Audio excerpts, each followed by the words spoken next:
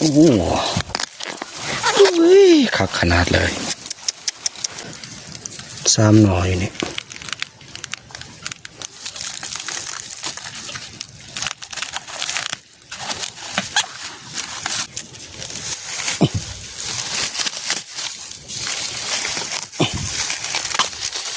เรียบร้อย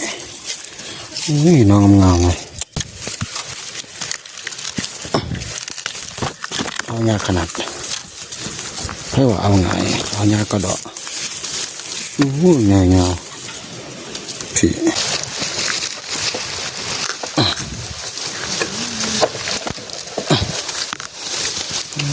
งามเลยนี่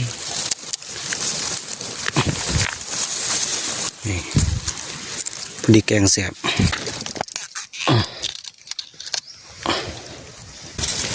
โอ้โหในงามๆเลยนี่สุดยอดเลยครับผม